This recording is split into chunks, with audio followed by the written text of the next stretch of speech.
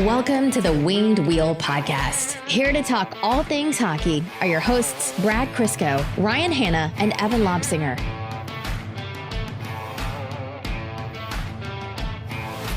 Okay, so I know we're post game for the game against the Lightning on Wednesday night. It's currently Wednesday at 8:25. And predictably, this episode would open with some kind of joke about us screaming or shouting. But look, I'm not going to do that because I actually have a story first. Maybe it'll lighten the mood a little bit. So between you two, what's one thing that I constantly do when, like, for example, when I put up the YouTube video? What do I go and check always, which I absolutely should not do? And you constantly tell me not to. The comments. I read the comments, right? So a little bit of background. The software we record on, for anyone who watches on YouTube, you'll notice there's 4 quadrants, 3 of our dumb heads, each in a quadrant, and then the 4th one, we just put a little infographic like and subscribe. By the way, like and subscribe on YouTube. And the order of that is kind of out of our control. It's just a little quirk of the software. We don't really care that much. It is what it is. So last episode, or a couple episodes ago, I can't remember which, it was me on the bottom left, Evan on the top left, the infographic on the bottom right, and Brad at the top right. And yesterday, or 2 nights ago, I go to the YouTube, the dashboard, just to see how the videos are doing, and I saw a most recent comment, which I hadn't seen before, which was, it was, "I'm so upset. I finally found a Red Wings podcast that I really like, but I just cannot stand the guy in the top right. He is so damn unlikable and annoying. Ugh." And you know what? I was peeved. I was like, that's bullshit. We give Brad a hard time, but like, that's pretty much a bit. Like, we're all really good friends, and like, we're just razzing him. Like, Brad, like, I will say, you do great. Like, whether you're joking around or giving analysis, like, I don't think you deserve that. I was so mad on your behalf. I was like, what a jerk. And I was like, ugh, whatever. And I just kind of like, I forgot about it a few minutes later. And then I opened the YouTube app, and that video was actually open. And it was me on the top right in the episode. And I was like, you son of a bitch. How dare you? Now I'm really mad. That's amazing. So for the YouTube hate watchers, you're still winning. You are getting to me. And I would love to one day become the person that won't care, but I'm a sucker. So on that note, welcome to the Winged Wheel Podcast. I am said sucker, Ryan Hanna. And I'm Evan. And I'm Evan. The first Evan was Brad. The second Evan was truly Evan. Brad, I'm sorry, I cut you off. Why? I'm not Brad. There's no Brad here. Yeah, well, wouldn't that be nice? Oh, Ryan's a jerk. Yeah, that's the thing. You said it, not us. We should just change our name every episode, and then that way nobody can hate us. But that being said, you said the YouTube trolls are winning. No, Ryan. We're monetized. Every time they hate watch our video, ting, we're winning, Ryan. We're winning. And we'll take that 2 cents. Thank you very much. It's that much per view? No, I don't think so. We got feedback a couple episodes ago, and we get this like once every like 6 months, which is like, hey, can you guys say each other's names more? Evan, we can usually tell because his voice is so jarring because we don't hear it a lot. But Brad and Ryan, we actually mix you up a lot. So I'm Ryan, and the one kindly laughing at my jokes is Brad. Yes, I'm the one who yells the most. That theme will likely hold up this episode. Yeah. Okay. So, post game. Let's first and foremost, we know what we're going to talk about. The Red Wings just lost. What was it? 5-1 to the Lightning. Yeah. Yeah. I'm not even going to do a preamble. Brad, you start. Okay.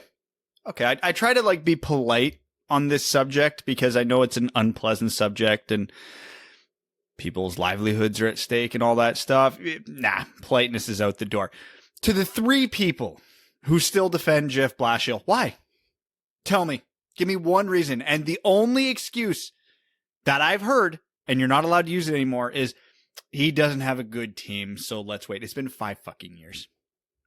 He's had teams play well on nights and still lose. Is there a reality where over a 60-minute hockey game at this point in their careers, Val Filppula or Franz Nielsen are going to provide more value than Giovanni Smith or Matthias Brome? I'm not even talking veteran versus rookie, rebuild, who's it better to play. Is there even an argument those players are more useful than those two? No, of course there isn't. What we got tonight was a flashback of the 2019-20 Detroit Red Wings, the worst hockey team in the salary cap era, and Jeff Blashill pulled every bag of tricks he had from that season and used it tonight. Oh, Matthias Brome looks like he could be a usable depth player even when he's not scoring. Giovanni Smith's bringing some aggressiveness and some skill to the bottom six. Michael Rasmussen hasn't exactly lived up to his 9th overall billing, but hey, he looks usable. He's had his moments on the power play and he's winning some puck battles. Amazing. Yeah, none of them played tonight. No, instead we got a steady stream of Luke Glendening, Darren Helm, Franz Nielsen, Val Filppula. I would argue one of those players is an NHL caliber player still. I'm not even saying 3rd, 4th line, wherever the hell they were playing. It doesn't matter. One of those players belongs in the NHL, and it's like a fringe player. I'll let your imaginations take who that one is. It's Luke Glendening. And I'm sick of it. Cholowski and Rasmussen are in the minors for what? For what? Their development? Cool. Grand Rapids isn't playing. What is this doing for them right now? Sure, camp just opened up. Great. Dennis Cholowski's been there the entire goddamn season. The Red Wings are the 2nd oldest team in the league, and they're rebuilding. That statement alone is the biggest problem in this rebuild. I understand, and I'm about to give Steve Yzerman shit, which sounds like blasphemy. I don't care. I understand the need to protect certain prospects. I get it. This team's a dumpster fire. We knew it at the beginning of the season. We anticipated less of a dumpster fire, but we knew it. And there was logic to keeping Seider and Veleno and Raymond over in Europe so they're not near this team. There was logic to keeping some of those guys in Grand Rapids last year so they're not near this team. You can't start 12 rookies in the next 2 seasons. You need to get some of them in there now for when the next batch of rookies is ready. And then the next batch of rookies. The Red Wings have had 37 draft picks in the last 2 drafts. You don't want them all coming in at once, coupled with the prospects you already had. This is just, I'm going on a tangent here. I'm going to get back to the game. Don't worry. But how are we supposed to rebuild if these guys aren't playing? And again, I'm talking about the rebuild at this standpoint. What good are we doing any of them right now? And what by any of them, I'm talking obviously Rasmussen, Smith, Cholowski, the guys who aren't playing. None. We're doing nothing. They're all sitting there. They're not developing. They're fucking sitting there. Now let's circle back to the game. Because everything, because you knew the whole reason for that rain is as soon as we saw the lineup before the game started, we knew where this was going. Was anybody surprised by the outcome of this game? No, of course not. That was the worst bottom 6 in the history of the NHL, and it showed. DeKaiser getting scratched over Mark Stahl is a decision. I mean, any other team, DeKaiser deserves to be a healthy scratch this year, but with Mark Stahl in there, okay. I guess Hot take, the difference between those two is not appreciable right now. That's not the lineup decision that really had my blood boiling. It was obvious. It was, we are going to healthy scratch Giovanni Smith and send Michael Rasmussen down. And Matthias Brome, a guy who you could argue has been one of the 6 most effective forwards on this team all goddamn year, you're going to healthy scratch him? Are you kidding me? Yeah, he doesn't have a goal to show for it yet, but he's had about 3 that would go in 9 out of 10 times any other time. He pissed off a witch doctor or something. He's cursed. Let the guy get his goal. But we had the lineup. We figured this game would go poorly, but hey, that's why you play the games. You never know what's going to happen. Before the Red Wings registered a shot on net, they were down 3-0. Okay, well, this is going even worse than we thought it would. Whatever. It's Tampa. It's the defending Stanley Cup champions. You expect Tampa to beat up on Detroit. Fair. The part that gets me, above all else in regards to this game specifically, and it's been an overlapping theme for the last few years with Jeff Blashill. This team was down 3-0, roughly 5 minutes into the game. What should you do when you need to make up 3 goals? You should probably shoot the puck, get some offense, make up that 3-goal lead. They managed 17 shots on net. 17. And it wasn't a Johan Franzen special where they just couldn't hit the net. No. There were not chances that were missing the net or hitting the post or getting blocked. No, there was no fight in this team. So even if you're on the side of Jeff Blashill's systems being good, just the team poorly executing them, fine. You're wrong, and that's a bad opinion, but whatever. This team's quit on him. You're down 3-0 and you manage 17 shots. Whether that's a system issue or this team has quit on him issue, it doesn't matter. It doesn't. My thing is, had Brome not come out, had Rasmussen stayed in, had Smith stayed in, let's say even Cholowski by this point got a shot, whatever. The result of this game probably would have been, I'd say 5-1 Tampa Bay. Probably. This is Detroit going up against one of the best teams in the league. It's not about the blowout.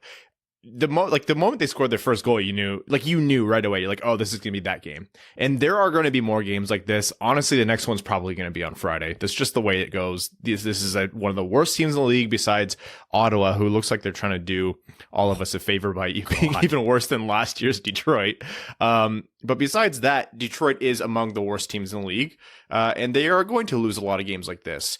Detroit, in my mind, played worse than a 5-1 loss today. And it's not about the loss. It's just about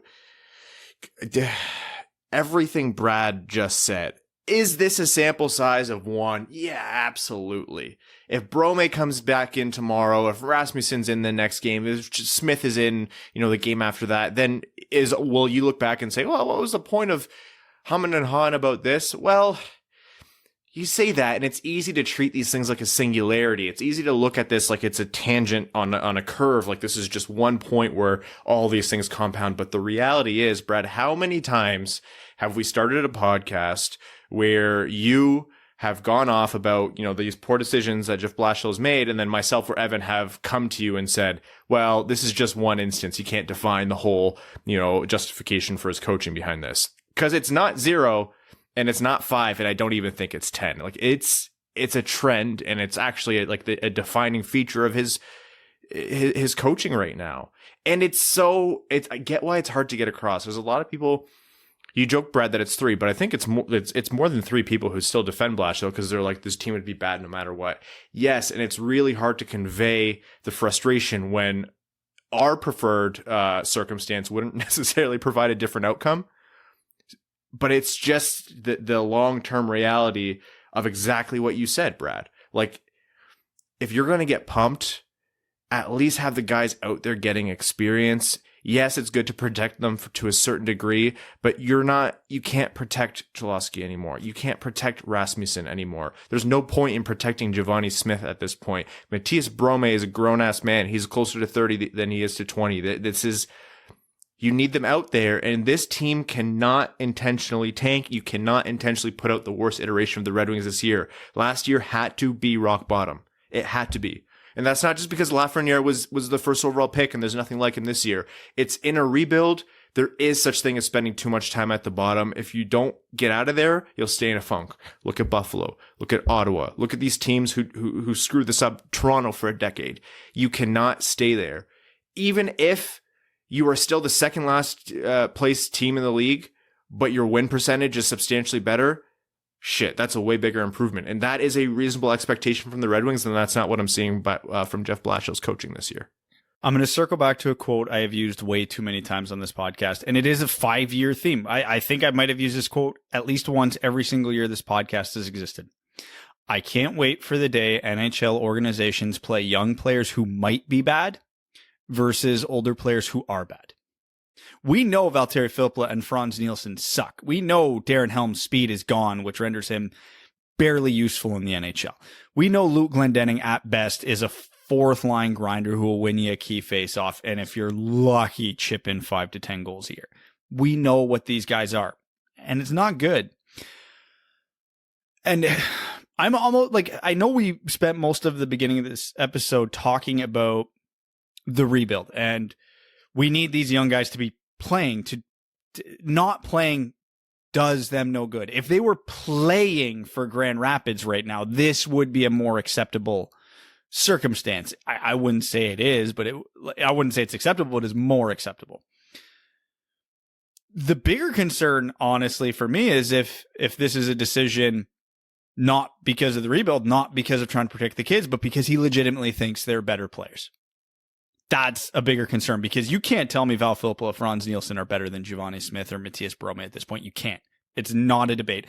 I don't care what mistakes they make because they're rookies and the way their inexperience gets exposed, which it does. I'm not saying they don't. But what they bring is better than what these guys bring. Val Filppula probably played his worst game as a professional hockey player tonight. It was a downright travesty what he did to the game of hockey. Franz Nielsen had an open net. I don't know how it didn't go in, but it didn't, because that was an insult. That was an insult from the hockey gods. Like, we already knew that was just like a microcosm of the Red Wings, but to slap us in the face with it was exceptionally rude. Like, and the funny thing is too, not that Helm or Glendening were necessarily bad tonight. I'll be honest, I'm not sure I heard their names tonight, which relative to this team is probably a good thing. But I'm going to open up the page, the box score from this game, which I haven't yet. I'm going to bet they're near the team leaders in ice time. Evan just started looking at you and smirking, and I want to know why. All right, let's see what the There was no reason. I don't know why I did. Luke Glendening, Darren Helm, Val Filppula, and Sam Gagner, and Franz Nielsen all played more than Anthony Mantha tonight. Man. And Anthony Mantha had an Anthony Mantha goal tonight. Stole the puck, used his wheels, changed the shot angle, and had a beautiful finish on a breakaway. That was the Anthony Mantha that we've been waiting to see all year. Well, I mean, he's been better for 3-4 games in a row now. Looking at the ice time here. Hold on. Just scrolling through.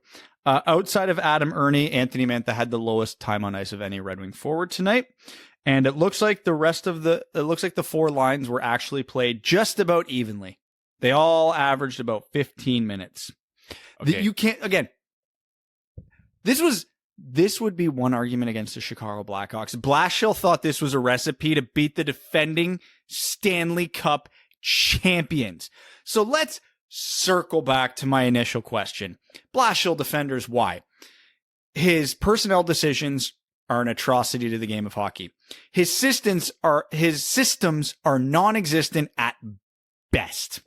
His deployment of his terrible personnel decisions are somehow worse. And if you want to talk about, Larkin and Mantha and all these guys developed under him, no, they didn't. I will argue Anthony Mantha and Dylan Larkin would be ahead of where they are right now if they had a proper coach over the last 5 years. Anthony Mantha got played 12 minutes. He scored a goal in 3 straight games. And I think we can all agree he's playing poorly. So what would Anthony Mantha look like under a coach who could get the best out of him every night? I don't know what that recipe is to get that out of Anthony Mantha every night. There are lots of players like Mantha in the league where they're just big, smooth. They're not the grinders, the hustlers, but they get it done because they're so talented. And they're effective. Yeah, finish your point. And they're effective players, but yet we have these same conversations about Mantha all the time, justified or not. Doesn't matter. So, as you were talking about, ice time and how it was pretty much 15 minutes across the board, I decided to look up Chicago's last game to just see, what does another bottom feeding team do? Patrick Kane played 24 minutes. After that, it was Dylan Strome, Matthias Janmark, and Alex DeBrincat all over 20 minutes. Let me try and find someone. And while you're bad, but there's a lot. Okay. Pius Suter, whatever, played 10 minutes, for example. That's a hat-trick score. Duncan Keith, 27 minutes. Bunch of names I don't know, so it doesn't really work. Like, they don't have a Darren Helm that I can see or a Franz Nielsen. Yeah, but you get my drift. Yeah, they're playing guys who are wild cards because you never know when a guy like Pia Suter could pop off for a hat trick, or you find a hidden gem that you weren't expecting because you actually play him. It's infuriating. So every box that you would want a coach to check off, Blashill's failing in every single aspect. Let's look at some positives here. Mickey Redmond had a banner night. So actually, let's go through some of my favorite quotes from Mickey Redmond tonight. I don't even know how to spell digital, and I will not be providing the context for that one. Mickey Redmond, he was on a roll. What was the one he said about you're down 3? Oh, the Taco Bell take. Nobody listened, and you're down 3-0 because of it. Talking directly to the Red Wings. He had just a million different amazing things that he said. He has stopped giving a damn. He's like talking directly to the team, to the refs. Like, oh my god! When Franz Nielsen missed the net, like the wide open net, Mickey Redmond, you heard him muttering in the background, going, "Oh no." They showed a clip of Cronwell's hit on Kucherov from way back when Detroit had their playoff series against Tampa Bay. Cronwell got suspended for that hit, I believe. That was the one. And Ken Daniels is there saying, "Oh yeah, that's definitely a head hit." And Mickey Redmond's going, "Ha ha, get him, Croner! Boom!" Oh, attaboy. Those two have absolutely stopped. Like, it's got to be exhausting. And we've said before, people whose actual job it is, like whether it's the Red Wings social media team or the Fox Sports Detroit team, whose job it is to bring this team to air in a somewhat positive light, they have had the toughest job of anyone else. Oh, yeah. And they have been broken. Like, Ken and Mick just sound like they're Jimmy Howard right now. Just like they've taken too many high danger chances against, and they're just like, oh, God, whatever. Who cares? I'm not getting back in shape. It is what it is. Conversely, I had the NBC feed because that was the only one I had access to tonight. And for 10 minutes after Thomas Greiss got pulled, they didn't realize Thomas Greiss got pulled. I counted at least twice, they called Calvin Pickard Thomas Greiss. So that was fun and didn't piss me off any more than it needed to. Actually, what happened there was Greiss gave Pickard a 20 to say he was Greiss, and Greiss is now on a flight back to New York. They just switched helmets. He's not been outstanding, Greiss. I think he had a decent start, but since then he hasn't done anything to really help his cause. Can you really do that on this version of the Red Wings? Tune in next time to find out. But you got to feel bad for him because he still does not have a win. And holy shit, it's got to be mentally draining as a goalie. Pull off the mask. It's Jimmy Howard. You thought you could get rid of me? Oh man. This is going to be a long goddamn year. Someone asked me, it happened. My favorite thing about the last 2 years is like trying to pick out when the question's going to come. And I got it on Twitter tonight. When are we starting our prospect profiles? This might be earlier than last year if we do. It might, but it's close at this point. Remember, oh man, it'd be so nice to like get some audio clips from our season preview when we had some sense of optimism. Oh my god, they're probably brutal already. We forgot one key factor. We're like, this team's better on paper. We forgot the coach hadn't changed. We're actually, Brad, I think you were the one who is still harping that, and Evan and I were trying to keep the negative thoughts at bay, and you were the asshole who was bringing the truth in way too early. Yeah, it's almost like we've seen this script before. I needed to be optimistic, at least for the viewers' sake. The listeners everywhere, I at least need to spread some positivity because we knew it was going to go downhill quickly. And it's funny, too, that, Evan, you brought up Chicago of all teams to compare and how Chicago's riding DeBrincat and Kane and all that. When we predicted Chicago to finish 8th and Detroit to finish ahead of them, Chicago's 6th in the division right now. They are outperforming expectations because, when you have a Patrick Kane, you use a Patrick Kane. The Red Wings don't have a Patrick Kane, but we have a Dylan Larkin and an Anthony Mantha. And I would argue combining those two versus Kane and DeBrincat's pretty close because Mantha and Larkin will be the second and third best player in that equation. So for whatever that's worth. Now, obviously, the Red Wings still do have a couple of excuses. They didn't have Bertuzzi or Zadina tonight. Now imagine a reality in which you get Zadina and Bertuzzi back. You put Giovanni Smith, Matthias Brome, and Michael Rasmussen back in. So that's 5 legitimately good players you put back in the lineup. and you take that entire bottom six, but Luke Glendening out. They're gonna win the next game with those players in, and then the game after some of them will be out of the lineup. It's just frustrating because on our last episode we literally sat here and I think spent 5 minutes praising what Giovanni Smith has brought in his limited roles to the Red Wings, and then he gets scratched. Like, we're not watching the same sport as Jeff Blashill. There's no way. They're gonna keep cycling these guys. Like, that's what I said too. I didn't like them. Obviously, like when the Brome thing came out, I immediately started shitposting about it, and I was like, in all reality, this is going to keep happening no matter how much it sucks. Like, these moves are going to happen all year, but in a vacuum, I can't understand this one. Some people replied, Brome hasn't done anything. Bro, who has done anything on this team? Four people, and 2 of them were out. Zadina's not back until Friday. Brad's talking about Zadina and Bertuzzi. Legitimately, you can make a strong argument that those are the two best Red Wings right now. Maybe you stick Dylan Larkin up there. Yeah, like legitimately. If you're counting Zadina's small sample size, yeah, him and Bertuzzi have been the Red Wings' 2 best forwards this year. I don't even think that's that controversial of an opinion. Larkin's been hot and cold. Obviously, when Larkin's been on, he's one of the best players. When Mantha's been on, he's been one of the best players. Bertuzzi and Zadina haven't had an off night yet. I mean, obviously for Zadina, it was only 4 games, but neither of them had an off night. So if you factor in consistency, yeah, they were the 2 best forwards on this team. So needless to say, it's going to get a boost. And my big fear right now is maybe Yzerman's teetering on the coaching change thing, and then he'll get those 2 guys back, and they'll like maybe lose 3-2 to Tampa on Friday. Oh, that was a good effort. Okay. He's not. Yzerman it's not looking. happening. I know. Yeah. I know.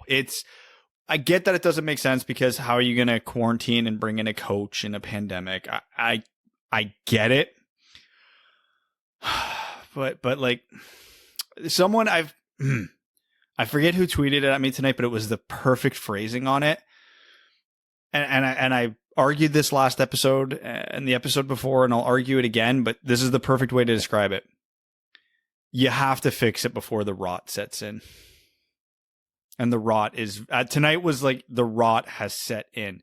They were down 3-0, 5 minutes in, and they looked like they could give a shit the rest of the game. And you know what the sad part about that is? Do you know who else looked like they could give a shit about tonight's game? Tampa. And they still won 5-1. Couldn't. Shut up. As that game was going on, I'm not even saying this ironically, and I'm not even saying like, oh, I'm better than watching hockey, so this is why I'm laughing at it. I legitimately had a blast watching today's game, not because it was good hockey, but because this was like that point to me where Red Wings fans completely exited the phase of like being like disparaged and crying and in despair over how bad this team is, and we have just entered full shit posting meme, like literally hysterical, and I mean like hysteria mode in terms of watching the Red Wings. Like the memes are on point. Everyone is just laughing their asses off at how bad it is. Garrett Brooks Esquire had the one meme where it was the guy being mugged, like from like a WikiHow, and it was the guy being mugged was me just trying to enjoy a hockey game, and the guy with a knife was Mark Stahl. Someone responded to one of like my billion Mickey tweets with I don't like watching Mickey Redmond, and then me and someone else replied with the picture of Mickey Redmond sticking the finger. It was just like no, much like Mickey Redmond, none of us give a shit anymore, so you might as well have fun along the ride. We tweeted out that we would give away a shirt to a follower for every goal the Red Wings scored, and 2 for a power play goal, and I would have counted the delayed penalty whiff by Nielsen as 2, by the way. So we gave away 1 shirt plus an extra because why not? And then Rowan arbitrarily decided that Evan, did you see the contest that Rowan ran? I did not. You're gonna love this. He ran a contest. He never asks us when he does this. He said, followers of the Winged Wheel podcast enter to win a podcast shirt. All you have to do is like and retweet this tweet and unfollow Hockeytown Evan. I don't think I went down. And tweet proof that you did it. And then at the end, he picked a winner. He's like, Ryan, do this. And I was like, yeah, why not? You get the shirt too. Oh, yeah. I just opened Twitter. I've got 21 notifications. So as you can see, we're all having fun. Yeah. And sorry to break the fun, but I got to go back to the one stat that I meant to throw in earlier, just about kind of like a grandiose how the season is going. Because I know, like, we've been fair, I felt, because when the Red Wings have played well, we've pointed out everything they've done well. So it's not like we've just been doom and gloom about every single scenario this year. But what was the one thing we agreed would what we would deem a successful season, knowing that the Red Wings were going to finish bottom 5? Be competitive. Yeah. If you're going to lose 40 games, lose them 3-2, 4-3. I mean, that would be ideal over 2-1, but whatever. They're not scoring that many goals. But either way, be competitive. We're 11 games in. 5 losses by 3 goals or more. It's not happening. They're not competitive. I'm going to do some numbers later about the win percent or the points percentage that I want, because I'm going to set an arbitrary standard, because why not? Anyways, we could talk about how crap that game was all day, but we all know what's going to happen next game is Detroit's going to win 6-0. Yep. 2 goals each from Glendening and Ernie, and then people are just going to come and punch us in the throat about it. So until that happens, 2 games until our next episode. So Tampa Bay again on Friday at 7 Eastern, and then Florida with the afternoon in Florida for the afternoon game at 3 p.m. Eastern. Will be coming to Sunday night. All right, let's move on to news around the league, and it reads: COVID for everyone. Who's had to delay? New Jersey has had games postponed. Buffalo has had games postponed, and Minnesota now has an outbreak. We're up to what, like 90, 95 players on the COVID list? It's in the 90s on the COVID list. And keep in mind, there's usually only between 700 to 800 active players in the NHL at any given point. New Jersey has 17 players on the COVID list. 17. How many players do they have? It's like, we're laughing, but this is messed up. For those of you who don't know, Marco Rossi was sent home to Austria because he got COVID and his recovery is not going well. They're worried about, the long-term effects of this. Yeah, the reality is that most of the professional athletes who get this get over it, and their bodies are able to deal with it quickly, but it's not a non-zero threat. Or it is a non-zero threat. Like the implications of this are huge. And the fact that this outbreak this early in the season, I know it doesn't seem early, but it is still very early in the season. The fact that we're pushing 100 players on this list, the reality is we are not far away from a NHL halting the league for a week or 2 weeks or more just to try and salvage the season. So, it's easy to say watching the NFL, like they had the Super Bowl this weekend and everything else, to say, oh yeah, definitely the Red Wings are going to, or the season's going to run without a hitch and they're just going to power through it and we'll have a few COVID cases. No, like, players have caught COVID. Players are continuing to catch COVID. We now have new strains and variants, as the rush to vaccinate against the spread of those is a race to watch. There's a threat here that hockey might not be completed, or it might not be completed to the full 56 games that they prescribed. Those backup plans are going to need backup plans real soon. To say the least. Who could have seen this coming, right? I want to provide insight here, but there isn't any. Everybody saw this coming a mile away. You can test all you want, but if you're not playing in a bubble as the pandemic's getting worse, and like a majority of the league is in the US. If you look at the Canadian teams, I think the only player on the COVID list is Pierre-Luc Dubois, because he had to quarantine crossing the borders. We said before the season, we didn't have a good answer for what the NHL should do, because I don't think the players would have been willing to spend the entire season in a bubble, nor should they. And we all knew that if they didn't play in a bubble, this is exactly what would happen. So I'm not opposed to a shutdown. I think it's a good thing. One, it kind of resets the tables. And two, I mean, every week we can buy before the vaccine gets into the hands of the players, great. By the time, yeah, you're delaying all the off-season stuff. You might even be shortening the off-season. You might be delaying next season. I don't know. I don't care. It's damn near like over 1/10 of your league is on the list right now. I don't know in what reality that's even deemed acceptable. So And it would be pointless to shut down just the American teams and then have the Canadian teams get way ahead. I don't know. I don't have a good answer here. I don't think anybody does, but it's going to get worse, not better. The NWHL is suspending their season, which is unfortunate. Apparently, the Sabres are pissed because they expressed concern to the league before their game against New Jersey because Palmieri, I think it was added to the COVID list right before puck drop. And the Sabres expressed that concern to the NHLPA, and now they are facing, the same issues. Yeah. And some people actually had the audacity to complain that anybody who was exposed to a case, even if they tested negative, had to quarantine for the 2 weeks. Yeah, this is why. Because as soon as you let your guard down, even for a second, the NHL lost the second team because of it, or had to lost. Yeah, like the Sabres just got wiped off the planet. No, but another team had to be delayed a week because of it. You have to be all or nothing. There's no half pregnant this year. I thought originally what they would do is if one team had one positive test, they'd get shut down for a week. Like, just, that's it. Recalibrate it. But then as soon as I saw that they were only leaving a small buffer between the end of the regular season and the playoffs, that wasn't going to happen. So what about 17 players? Will they then get quarantined? Maybe. We'll see. I'm going to have to play it case by case. They still have a goalie. They might be able to use the taxi squad. They can make 2 lines. It's like beer league. 10 players, you're in. Who are they playing? The Red Wings? They'll be fine. Tampa? Yeah, we'll probably have to delay these. Oh, boy. I don't even know what the answer is here. Like, I would love to say, I'm going to disagree with you slightly, Brad. Like, we all saw this coming. And, like, you're right.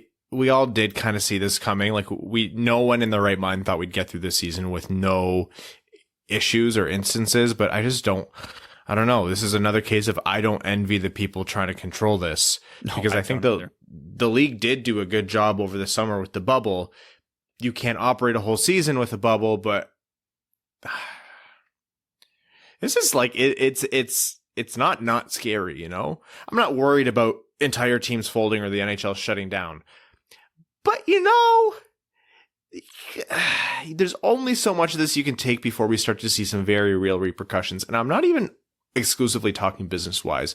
Let's think about Marco Rossi here. And I don't mean to be too morbid, and we wish Marco Rossi the best, and we can't wait to hear that he's fully recovered and everything. But are we going to be hearing down the line the permanent effects of some of these cases on some unfortunate players who just through luck of the draw or whatever the biophysical circumstances might be, that they are going to suffer from the effects of this disease long after they've gotten over it, so to speak? This is not going to go away for a while. And like you said, Brad, time, it's a blessing and a curse, these delays. And yeah, we're looking into delaying next season if this continues at this rate. Like, we're looking into another panic shortened offseason with the draft and then the free agency, and then 2 weeks later it's training camp again. Like, it's all, there's a lot of word vomit coming from me right now, and that's pretty much the frantic state of both hockey fans' thoughts and the NHL trying to plan anything in reality right now. It's an unfortunate segment, because what's the solution here? What's the discussion besides everything sucks? But we're not at the height of this. We're not even close in my mind. Yeah, I mean, this whole episode, my brain's just scrambled trying to wrap my head around the decisions the Detroit Red Wings are making and trying to figure out how to quell a pandemic. It's that type of year. The thing that bothers me about this that is within the NHL's control is how steadfast they seem on, and they've publicly said, we're not delaying next season, we're not delaying next season, we're not delaying next season. Why? I think it's I don't think those words hold any weight.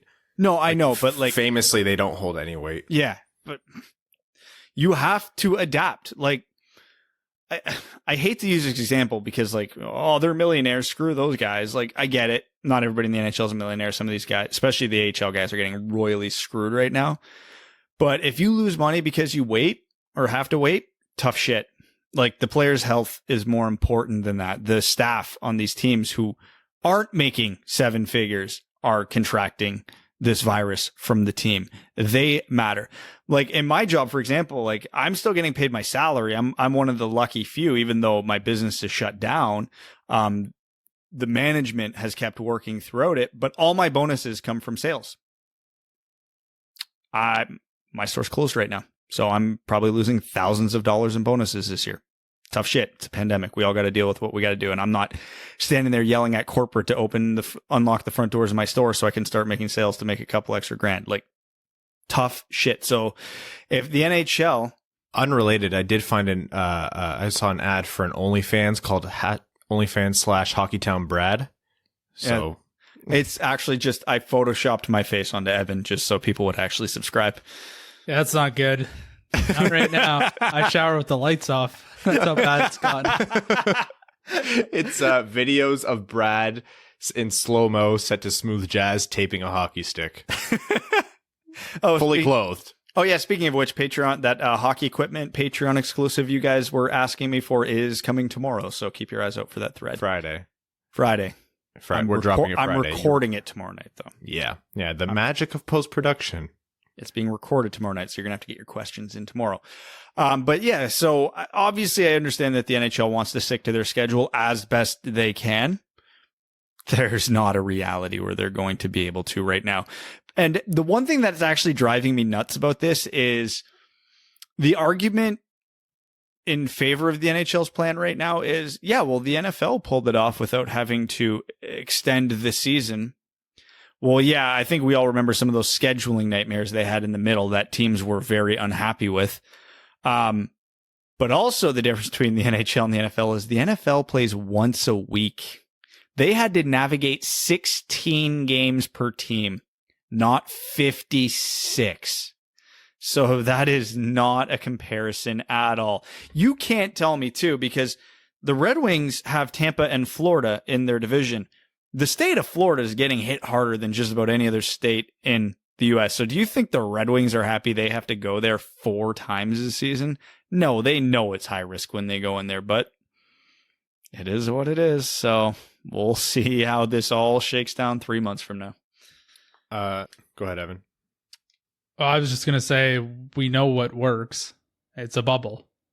The NHL's proved that works. So if things really get off the rail, I think that's what they'll have to look at in doing, like, each division in a bubble. 2 weeks on, 1 week off, or something like that, just to keep the players' sanity. Yeah, it might come to that. Time for an ill-advised transition. The biggest threat to the NHL right now, the spread of COVID-19 amongst its players. The second biggest threat in the NHL is Tyler Toffoli, specifically to the Vancouver Canucks. What a revenge tour that guy's on.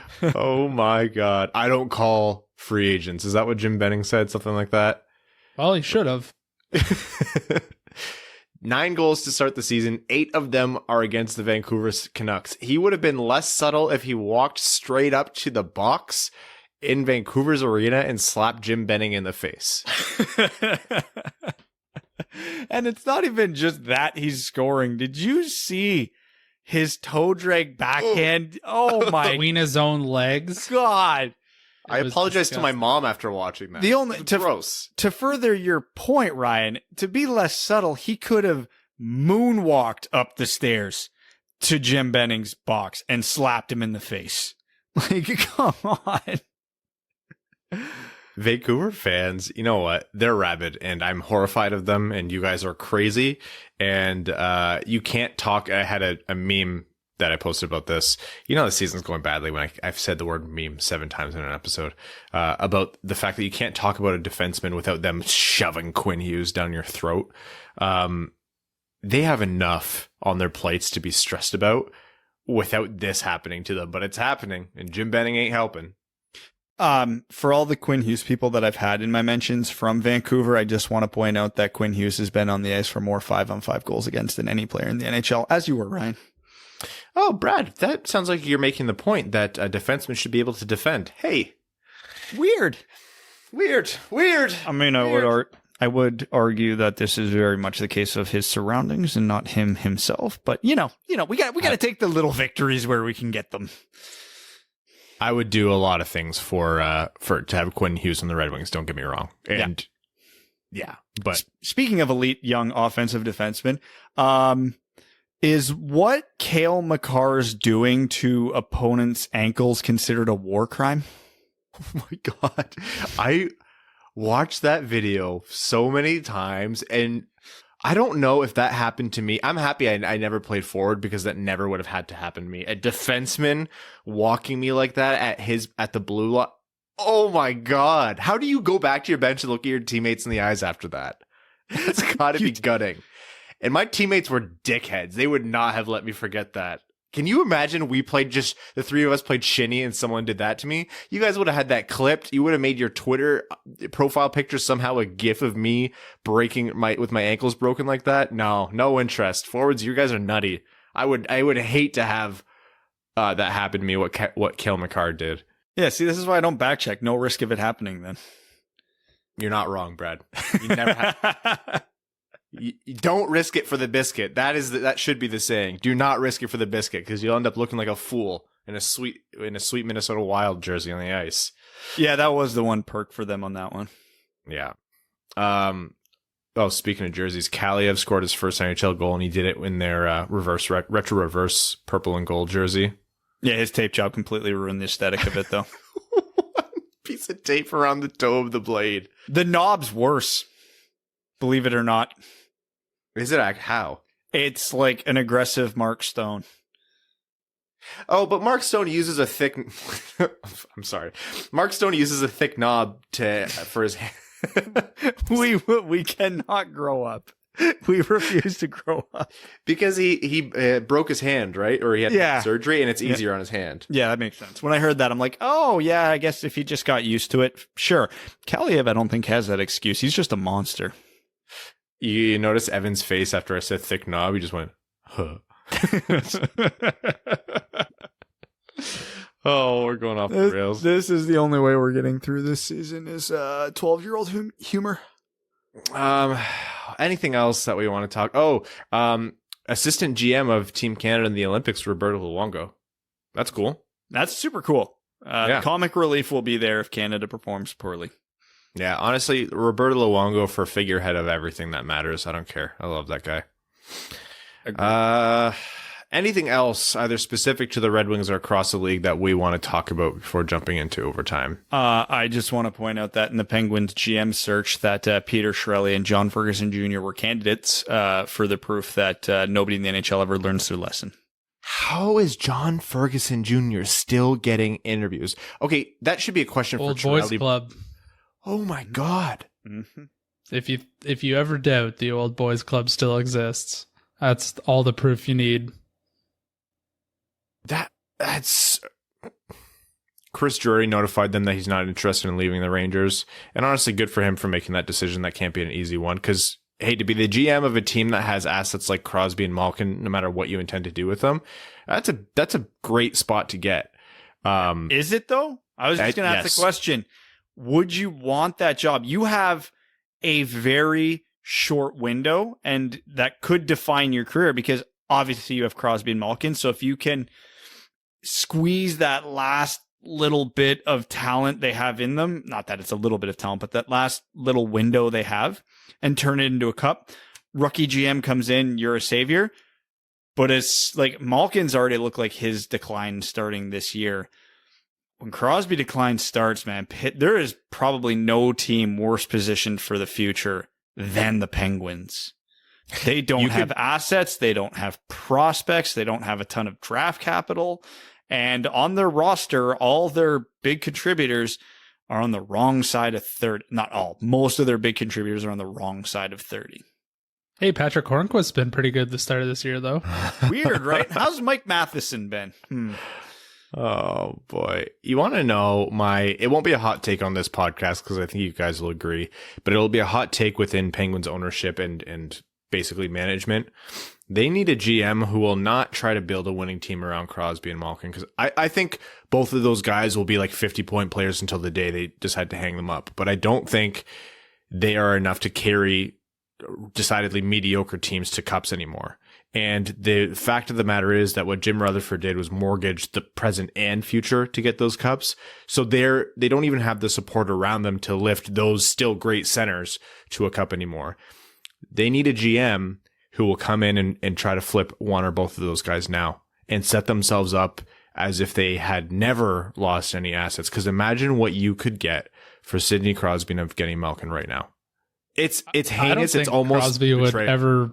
ever leave, to be honest. No, you're right. Like it's easier said than done, and you would probably have to get hired security in the city of Pittsburgh for sure. And if I'm one of those fans, for good reason, I would never want to trade them. You won 3 cups with them. I don't care if I don't win for the next 20 years. You let those guys retire in Pittsburgh if they want. But if you want to talk about being competitive in the next 5, that's how you do it. Well, yeah. I don't think Crosby would do it. No, I don't think ownership would let them do it. Ownership definitely won't. I think they're going to straight up ask Crosby, like, what do you want to do? Do you want a couple more kicks at the cans? If so, we can entertain a trade. If you want to retire here, fine. No problem.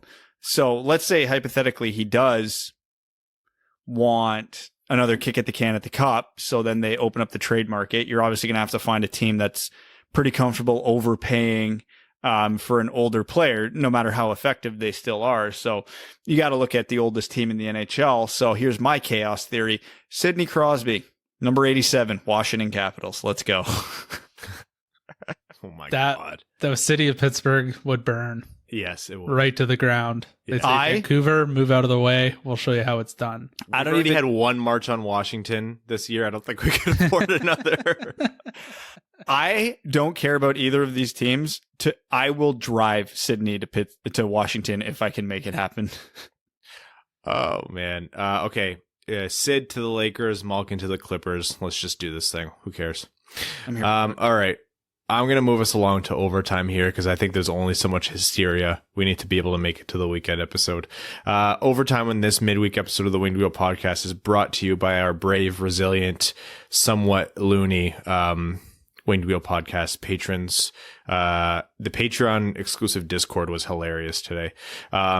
These patrons are the reason we're able to operate the show and run it twice a week and do whatever the hell it is we do. I don't know what we did today. I can't tell if today was a good or a bad episode, truthfully, but I couldn't keep my thoughts on track, so that's usually a great or awful episode. There's no in between.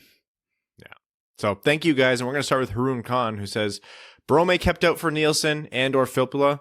DK out instead of Stahl. Someone make this make sense to me, please. Haroon, there's not enough money in the world to give someone who could.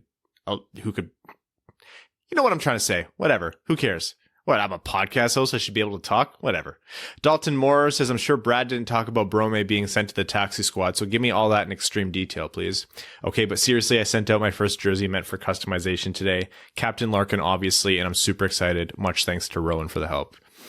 Love a good jersey customization to take the edge off the pain. Lars, the prophet of the towering behemoth, says, so my pregame prediction, we just lost by at least 6 goals, 7-1 maybe? Blashill's selection was an abomination, but I guess we will dwell on that until next game. Lars. Too truthful. I'm going to pose 2 choices for you. You're the GM of the team, and the owners tell you must trade Mantha for either Drouin or Ristolainen. Which do you pick? It's a 1-for-1 trade, and you can't resign and protest. Drouin, right?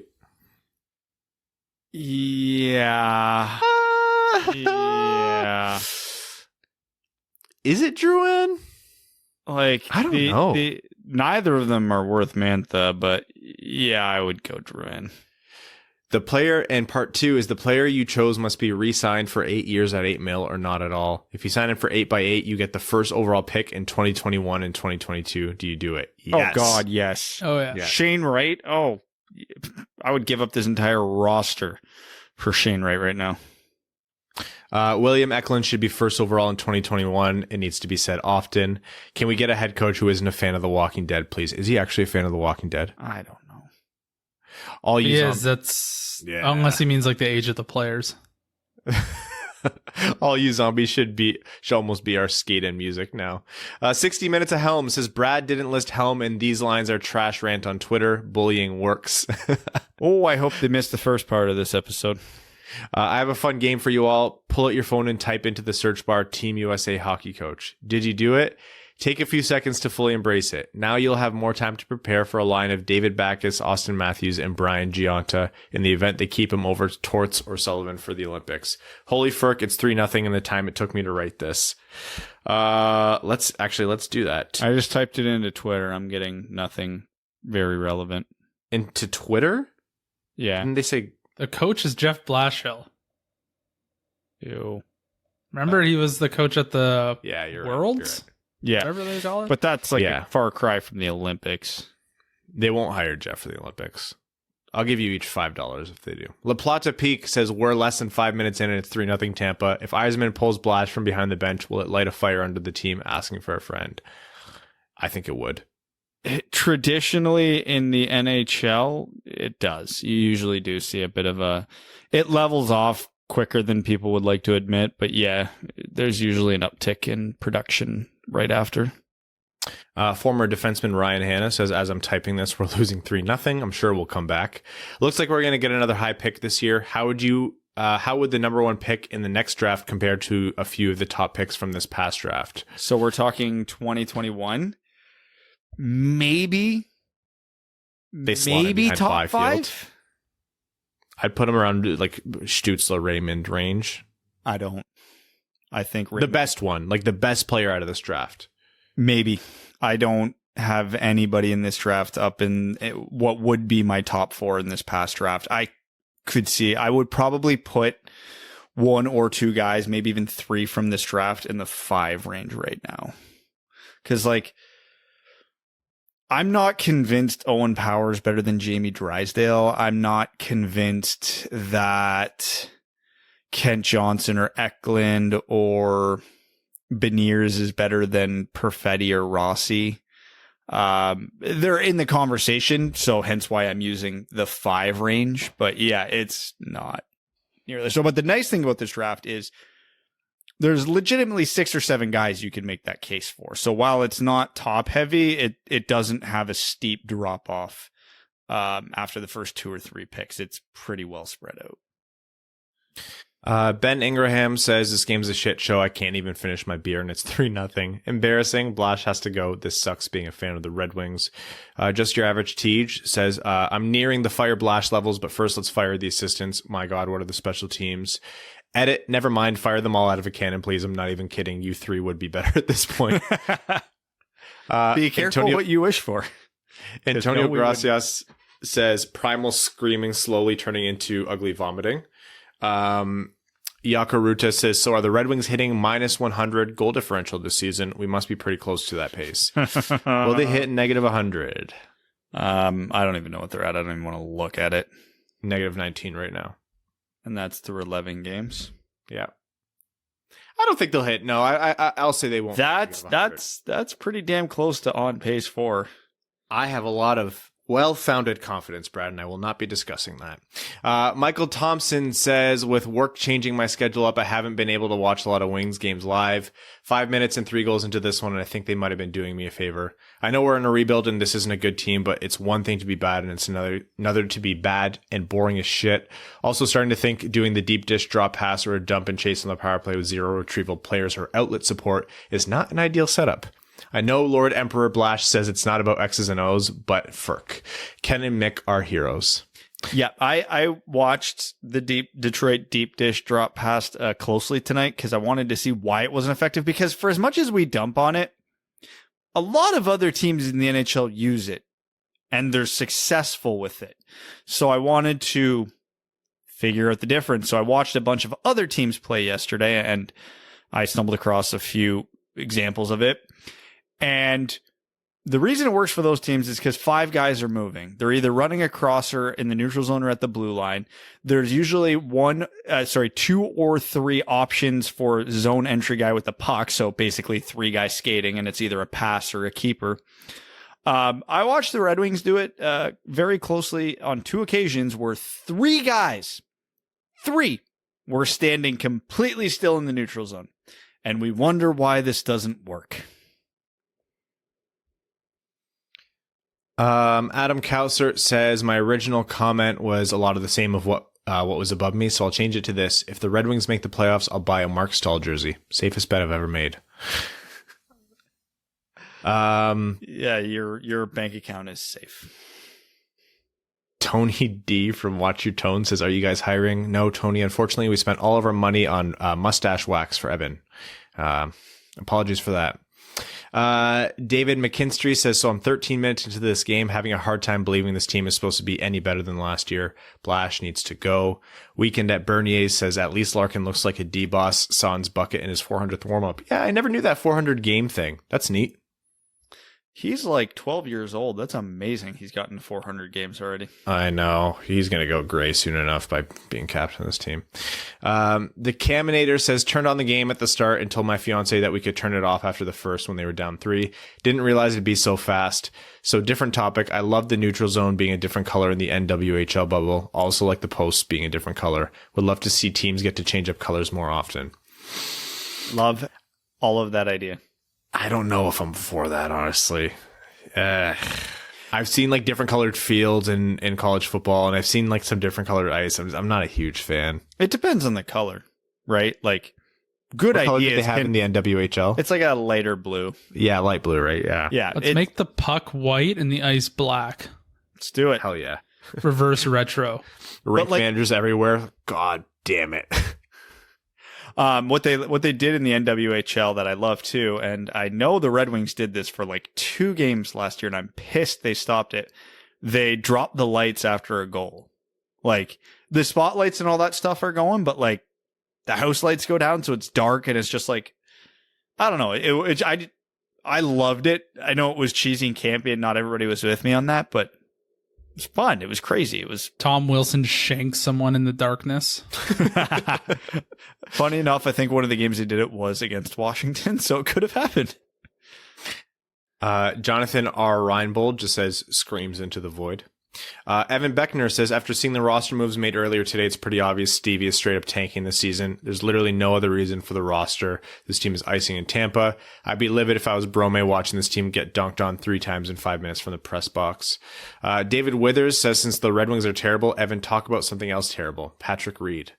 Oh, don't even get me started. I hate that guy. I hate that guy more than... Started. I don't think there's anyone in the NHL I hate more than Patrick Reed. And he won the tournament. I know. I don't even know what to say. Everybody else has said it already. The Darkest Timeline says, wow, Helm coming in and scoring 7 goals in the third period to win really shows why he's that elite first liner. If that didn't happen, then we must have slipped into the dark timeline. Ugh. Quaz says, going to land on the carrier. Hey, that's cool. Quaz flies jet planes and he does cool stuff. Would have been really cool if he posted that from the cockpit. No, it would not. Please don't do that. Taylor Tadgell says, congrats and welcome to Dreamland. The Winged Wheel podcast gets to put together the lineup and lines for Stevie on Friday because Blash is gone and Gallant needs to isolate before he can coach. Who's in, who's out, and who's playing with who. Current injuries, COVID protocols in effect, meaning Zadina is playable. If you can't tell, I'm also frustrated with lineup decisions. Sure. Why not? I'll play. Zadina, Larkin, Ryan, Mantha, Fabry, Hiroshi, Smith, somebody, Brome. God, that'd be a fun line. Let's put Glendening there. Let's go for the ultimate piss-off line. And then the fourth line, literally anybody but Nielsen or Filppula. Helm, Nemesnikov, and... Oh, I forgot about Nemesnikov. Put Nemesnikov's third line spot. center. No, Nemesnikov in Glendening's spot. Helm, Glendening, and one of our patrons will switch it every episode. Love it. Perfect. My soul says, I'm drunk. I feel bad for everyone who has to watch this. Make me feel anything, guys. Please, for the love of God, make it stop. And it looks like they hit their face off the keyboard a few times. John Schultz says, Thomas Greiss is the Jimmy Howard of 2021, and that's not a knock on him or Jimmy. Callan Sitskowski says, Brome sent to the taxi, but we have Nielsen and Phil. This has to be intentional. Josh Terrell says, this podcast is primed for a beer sponsorship again. That is all. Yeah, it might be hazardous to our health at this point. John, that shouldn't be made available to us for free under any circumstance. John Schultz says, a second question, who makes the taxi decisions, the GM or the coach? On paper, the GM, but it works every team has that duty assigned differently. Often a coach will go to the GM and say, I want this guy or this guy. Oftentimes the GM will tell the coach. More often than not, it's a collaborative decision. Yeah, that's the boring answer because that was the number one question on my timeline today was who. So it's a collaborative effort, but I think what probably happens, if you want to get specific about it, is Blashill submits what's going to be the lineup for that night. So then obviously Eisenman can glean who the healthy scratches are going to be, and he can do whatever paper transactions are necessary just to save the Red Wings a few bucks on the cap. So if Blashill says, yeah, Brome's sitting tonight, Eisenman will go, okay, he is not waiver eligible, so we can plug him on the taxi squad for a couple days and shave a few dollars off the cap.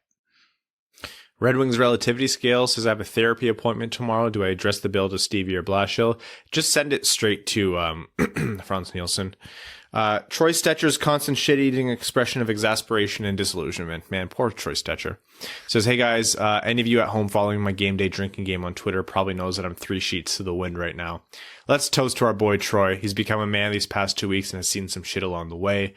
Why are we always surprised? There's a part of me that understands shielding players like Rass, Smith, Cholowski, and Brome from the sadness of perpetual suck, but at some point, you've got to figure, is their absence the reason for the flaming dumpster of dildos we see on display? Ordered my Stafford jersey, should arrive tomorrow. Brad Holmes needs to build up the O-line and D-line to better protect Goff and defend against the run attack. Mike Babcock and Tony D'Angelo can go firk each other. At least we've got a decent draft haul from Stafford in order to speed up the rebuild process. Stay fresh, cheese bags. It's going to be a long season. Joseph, a man after my own heart. The actual Terry says, hello there. My name is Evan. Wait, no, it's Brad?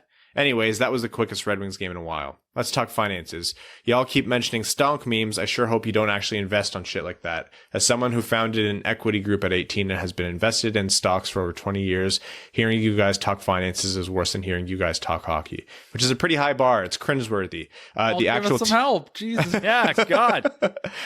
For what it's worth, the actual Terry, I exclusively own all market ETFs. I'm too much of a coward to do anything more fun. I'm a diamond hands tendy man. I'm with Ryan, but like I said, I'm not that deep into the meme stonks this week, but I wanted to partake in history. I had a bit of extra cash to throw around. Was that the whole question? No, is he actually offering to help us? No, he wasn't offering to help you. Yeah, I'm just saying I'm not down, so... It's about to be another "oh frick, we lost Terry" moment. Please stop talking nonsense and save Terry. This is shitposter Ryan Hanna, and I'd like to take this moment to announce my resignation from the Winged Wheel podcast. Please direct all questions to Evan. Hey, if Evan takes on that hurdle, I'll take a vacation. Nope. Yeah. Well. AJ Voss says, theory, Blashill force feeds minutes to Nielsen and Flip to make easy scapegoats out of players we don't have to worry about developing. This takes some of the flack off our younger developing guys and protects their confidence. He knows our top 6 and 4 don't hold up compared to the rest of the league, so he uses Nielsen and Filppula to make this less obvious. Do I believe this? Frick no, but sometimes you gotta lie to yourself to make the pain go away. Thanks for making the Wings content that's enjoyable, because the games definitely are not. C-Nods says, plug, suck it Ryan Brighton and... Oh, suck it, Ryan. Brighton and Hove brought it to your Liverpool. I was born near Brighton, so they're my default. Look, man, nothing good can happen to Liverpool this year. We used all our good juju last year, so I only assume it's going to get worse. That's our podcast official EPL team. Yeah, what are they, the Seagulls? The Gulls. Yeah, let's go. Oh, God, this game, my lord, if anyone's wondering, our bottom 6 is PK specialist, and that's a plus, right? I don't think I can bring anything positive. However, we got Berggren still staying around a point per game in the SHL. This is a breakout performance we needed to see. Could see him in Grand Rapids after SHL wraps up to get used to the smaller ice in North American style. Yes, we absolutely could. I do see the negative of the AHL being more of a checking league against a skill player. No, you need to get him in the North American game, plain and simple, too, for the acclimation. Hassam Al-Qassem says, well, today is the last day of my 20s, and Detroit served me a deep dish shitza. Maybe you guys can confirm you're making the Detroit deep dish drop pass shirts and make us all feel better. We'll make them. There's just a couple other things we're working on right now that you'll see soon, but we're going to make them. Cheers to surviving to 30. Well, not until tomorrow, but whatever. Hassam, happy early birthday. And sorry that 29 ended on such a terrible note, but are you surprised? Cara Y says, not a good day for the Cara supported players. Wings get shit on, Bertuzzi injured, Giovanni scratched, and then De La Rose gets sent back down to the taxi squad. Don't say anything, Ryan. You've done enough. Fabry was back tonight. Fabry was back tonight, but she doesn't like Fabry because... Oh, yeah, you're leaning into it. Looking at a more optimistic topic, if COVID didn't exist and you had unlimited funds, what vacation are you taking? Dream big, boys. Thanks for making me laugh on my daily walks with my dog. Literally anywhere but my current house would be the dream.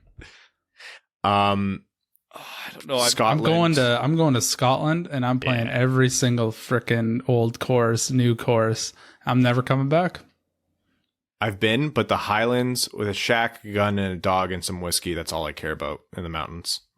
I mean, my answer for the longest time was Australia. After talking with a bunch of you for the last 5 years, that's right off my fucking list. So we'll go... I don't know. We'll just say I want to go across Europe. I won't pick a specific country. P.S. Does anyone ever know what Mickey Redmond is saying? Yes and no, which makes it better. Andrew Williams says, hey boys, love the pod, hate the bottom six. I genuinely want to understand what Yzerman thinks is good about keeping this coaching staff if this horrid hockey continues. What's the reason for benching some of the younger guys who are actually showing flashes over the walking corpses of Franz and Stahl?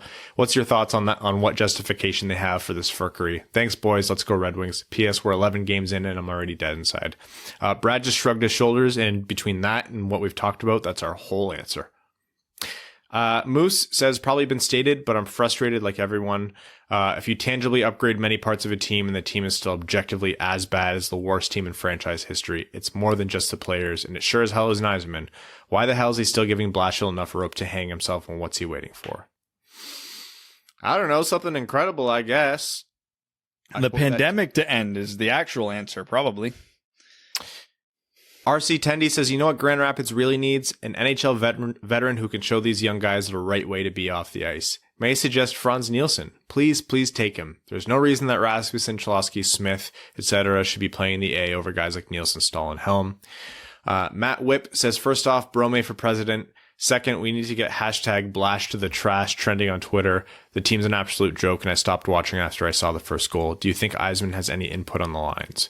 I don't think Yzerman gets in on the lines. No, no. GM, as soon as the GM starts meddling and stuff like that, everything's going to go south, whether or not he has the right idea.